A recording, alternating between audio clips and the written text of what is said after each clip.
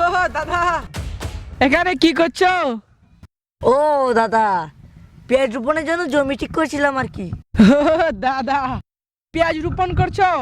পেঁয়াজ রোপণ করার কি দরকার? চাইলেই তো আপনারা আমাদের সাথে ব্যবসা করতে পারেন। পেঁয়াজের তো দাম কমেছে, আর নিষেধাজ্ঞা এসব তো অনেক আগে উঠে গেছে। আপনারা যদি কৃপা করে ব্যবসাটা আবার করতেন তাহলে একটু ভালো হতো আর কি।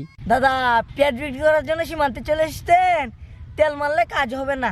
আমাদের পেঁয়াজ আমরা উত্তোলন করে নিতে পারবো, আর আপনাদের পেঁয়াজ আপনাদের ময়ূররঞ্জন দাস আর সয়মেন্দ্রর গোয়া দিয়ে ভরে দেন। হেই, কি গুয়া দিয়ে বড় দিবে? তোরা এত সাহস কোথায় পেয়েছিস? বেশি বাড়াবাড়ি করো না।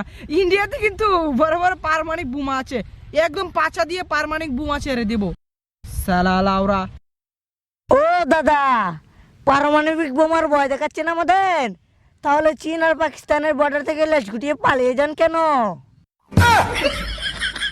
ও বুঝেছি, তোদেরকে এই নিষেধাজ্ঞা দেওয়ার পর তোদের শিক্ষা হয়নি, এবার তোদেরকে উচিত শিক্ষা দিতে হবে। ও দাদা, শিক্ষা পেয়েছি। আগে আমদানি করতাম, এখন নিজেরা উত্তোলন করে রপ্তানি করি। ও দাদা, পেঁয়াজ রোপণ করছো? পেঁয়াজ রোপণ করার কি দরকার? চাইলেই তো আপনারা আমাদের সাথে ব্যবসা করতে পারেন। পেঁয়াজের তো দাম কমেছে, আর নিষেধাজ্ঞা এসব তো অনেক আগে উঠে গেছে।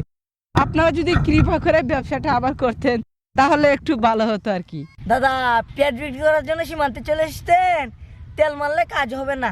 আমাদের পেঁয়াজ আমরা উত্তোলন করে নিতে পারবো, আর আপনাদের পেঁয়াজ আপনাদের ময়ূররঞ্জন দাস আর সয়মেন্দ্রর গোয়া দিয়ে ভরে দেন। হেই, কি গুয়া দিয়ে বড় দিবে? তোরা এত সাহস কোথায় পেয়েছিস? বেশি বাড়াবাড়ি করো না।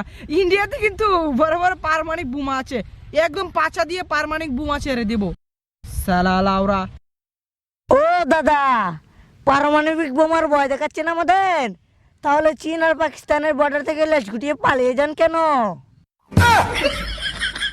ও বুঝেছি, তোদেরকে এই নিষেধাজ্ঞা দেওয়ার পর তোদের শিক্ষা হয়নি, এবার তোদেরকে উচিত শিক্ষা দিতে হবে।